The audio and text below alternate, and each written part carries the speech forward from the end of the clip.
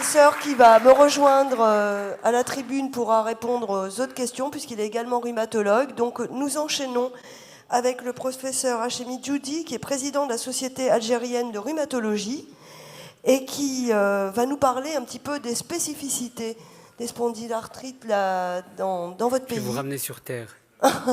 Pourquoi on n'y était plus? Merci Franck de m'avoir invité, c'est un réel plaisir d'être parmi vous. Donc je vais essayer de vous brosser un petit peu le profil et les particularités des spondyloarthrites qu'on a rencontrées et qu'on rencontre malheureusement encore en Algérie. Vous verrez que c'est un petit peu effrayant. Pour vous dire un petit peu la prévalence, en Algérie, elle a été calculée sur le B27. Parce que pour avoir la prévalence, la fréquence, si vous voulez, dans la population, il faut soit partir des différents hôpitaux, mais comme il n'y a pas des infrastructures hospitalières sur tout le territoire algérien, il est très difficile de recenser. La deuxième chose, c'est d'aller en population. Alors en population, c'est extrêmement coûteux et c'est difficile. L'autre façon de faire, c'est de partir sur un marqueur de la maladie qui est le B27 et de voir dans la population générale, ceux qui ne souffrent pas a priori, de rechercher le B27, de faire le typage HLA, de rechercher le B27 et chez eux, puisqu'il y a une prédisposition génétique, de rechercher une spondyloarthrite. Donc c'est le travail qu'on avait fait sur 500 personnes du Grand Alger. Et on a retrouvé une prévalence de 0,5%. Et vous verrez qu'en fait, on est un petit peu éloigné parce que c'est un peu biaisé. Le B27 en Algérie est moins fréquent dans la spondylarthrite qu'ailleurs. Donc voilà un petit peu l'objectif, c'est d'essayer de vous décrire un petit peu. Alors ça porte sur 400 patients, c'est une collaboratrice qui l'a fait. Sur des patients qui ont été recrutés de 2000 à 2013, on a plus de 1200 spondylarthrites dans le service. Donc c'est pour vous dire qu'on connaît relativement bien la spondylarthrite. Alors on a fait, ça c'est des éléments qui nous ont permis de les classer et de voir leur activité en même temps, à la fois clinique, leur activité et puis au point de vue radiologique et fonctionnel, comment elles étaient. Et on a fait donc le typage HLA et on a fait les sous-groupes, parce que les sous-groupes vous permettent en même temps d'identifier, entre guillemets, il y a quelques années, des particularités qui sont plus arthrithogènes, celles qui ont des séquences qui prédisposent plus à faire une spondylarthrite qu'une autre. Donc voilà, globalement, c'est des sujets qui sont relativement jeunes, moins de 30 ans. Vous voyez que la prédominance est masculine, malheureusement encore, mais on reconnaît de plus en plus les formes féminines, avec un sexe ratio qui est relativement important. Alors là, c'est important aussi, c'est des sujets qui, vous voyez que un peu plus de la moitié, ou pratiquement la moitié, sont semi-rurales. Et vous verrez que l'environnement est très important dans le déclenchement de la maladie. Et la forme familiale, c'est 1 fois sur 5. Donc c'est relativement fréquent là encore. Alors l'âge de début, malheureusement chez nous, il est encore à 24 ans. Ce qui montre qu'en fait, il y a une prédisposition, un environnement qui fait que si cette maladie doit se déclencher, elle se déclenche relativement tôt, beaucoup plus tôt qu'ailleurs. Et la moyenne du retard diagnostique, en 2013, elle était de 6 ans. Vous voyez un petit peu la catastrophe qu'on peut avoir. 6 ans, c'est énorme.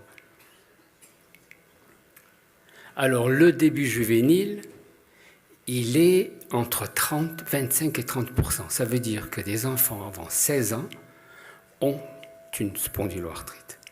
C'est une arthrite juvénile idiopathique, mais c'est une véritable spondylarthrite qui est méconnue et qui passe inaperçue.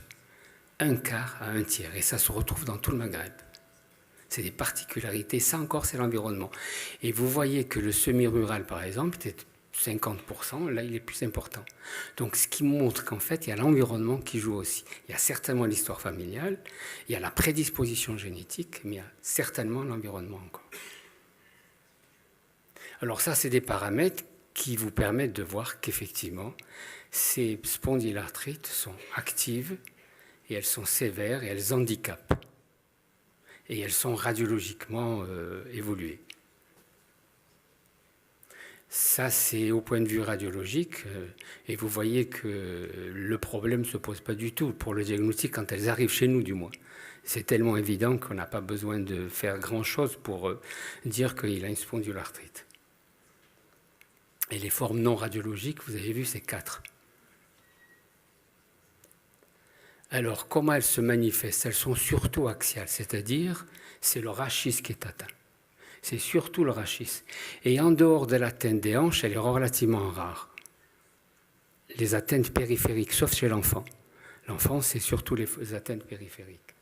Et vous voyez qu'ils ont une syphose fixée. Alors la survenue de la coxite, c'est l'atteinte des hanches. C'est l'handicap fonctionnel le plus important. Il ne peut plus marcher. Et regardez, elle est presque dans les 3/4 des cas. Et la coxite chez l'enfant, elle est encore plus fréquente. C'est presque 85%. Ça veut dire que l'enfant, quand il fait une spondyloarthrite, on est sûr qu'il va faire une coxite. On est sûr qu'il va faire une coxite. Cette coxite, en général, enfin l'atteinte des hanches, elle apparaît un petit peu comme dans la polyarthrite rhumatoïde les 2 premières années. Et elles sont souvent bilatérales, donc elles sont précoces. C'est un enfant qui fait un rhumatisme, qui fait certainement une spondyloarthrite et qui va faire une atteinte des hanches, et cette atteinte des hanches va être bilatérale dans les 2 ans qui suivent l'évolution. C'est dramatique. Alors ça, c'est toutes les séries. J'ai repris les séries maghrébines parce que c'est un petit peu le même profil. Alors, on en vient aux manifestations extra-articulaires. Et vous voyez très bien que les manifestations respiratoires qu'on ne voit plus, parce qu'en fait, ils n'arrivent plus à respirer. Ils n'arrivent plus à respirer. Leur cage thoracique est complètement bloquée, ils n'arrivent plus à respirer. Et l'uvéite, c'est pratiquement partout. Alors nous, quand on a un suspect d'une spondyloarthrite, on fait systématiquement le bilan ophtalmo. On l'envoie chez l'ophtalmo à la recherche d'une uvéite ou de stigmate d'uvéite, parce qu'il peut être passé inaperçu. Et on l'interroge effectivement. Alors chez l'enfant, il y a très souvent des Mickey, c'est le Crohn chez nous. Ils ont très souvent un Crohn associé, pratiquement un tiers des enfants qui ont une spondyloarthrite fait un Crohn associé. Alors, on en vient aux marqueurs, là. Vous voyez que, en général, dans les séries européennes, c'est 80 à 90% de liaison avec le B27. Nous, c'est un peu plus d'une fois sur 2. Et si vous reprenez un petit peu le diagramme que le docteur Brock vous avait projeté tout à l'heure, avec les critères de classification, il y avait 2 entrées. Une entrée par la sacroïléite, la radiologie, et une entrée par le B27. Pour classer les malades en disant ils ont probablement comme spondyloarthrite. Et dans le premier panneau où vous étiez sacroïlite, il y a toujours le B27. Nous, on rate une fois sur 2. Et l'autre entrée, si vous voulez, pour pouvoir poser le diagnostic, c'est le B27. Il est porteur du B27, je vais rechercher une spondyloarthrite. On les rate aussi. Donc ces critères de classification qui sont là, ils ne sont pas du tout appropriés à la population. Nous, on adopte des critères à entrée multiple. C'est les critères d'Amor modifiés par un de ses élèves, Dougados, qui intègre pratiquement, qui vous liste toutes les possibilités des signes cliniques ou même biologique ou l'histoire familiale, qui vous permet de rentrer et de rechercher les autres signes et de dire, voilà, il a probablement, on peut la classer comme une spondylarthrite ou pas. Alors on retrouve, moi j'avais fait une étude il y a très longtemps, en 85, j'avais trouvé 79%, j'étais un petit peu... Je pense que c'est la technique que j'ai utilisée à l'époque. C'est des plaques de Terasaki. C'est très technique, mais il y avait probablement, je détectais d'autres antigènes que le B27, parce qu'il y a des similitudes avec d'autres antigènes qu'on retrouve dans la population. Et c'est des faux B27, c'est plus des B7 ou des B40. Et vous voyez très bien que dans le Maghreb, c'est 50 à 60%. Donc ces critères-là, ce marqueur génétique qui est très important pour le diagnostic, et l'est peut-être moins dans cette population.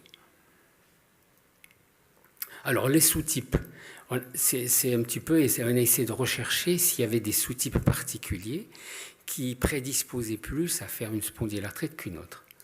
Alors c'est vrai que c'est le 0,5.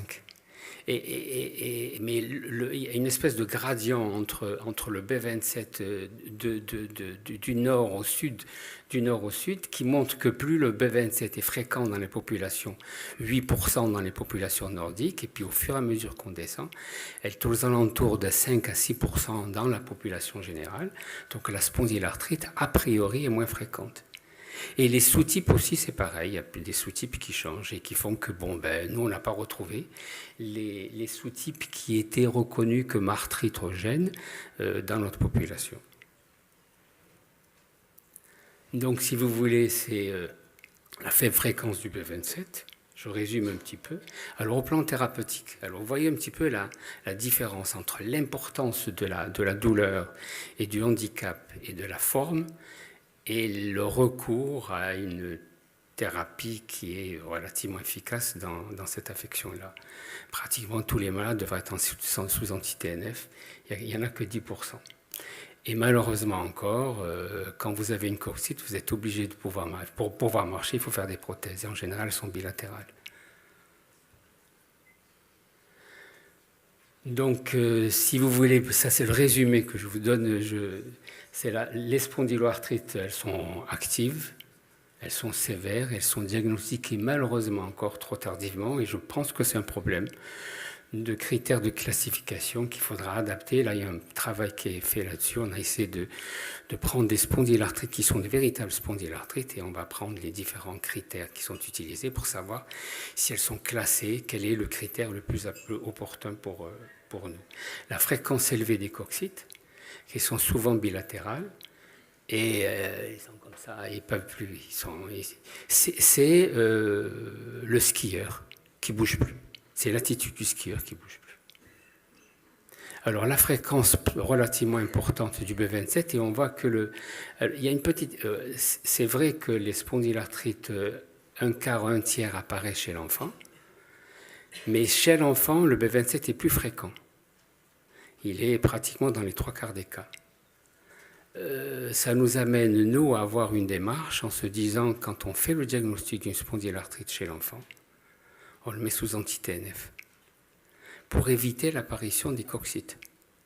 Parce qu'on sait que de toute façon, dans les 3/4 des cas, il va faire une coxite. Et dans 90%, elle sera bilatérale. Donc c'est un petit peu encore le travail qu'on est en train de mener.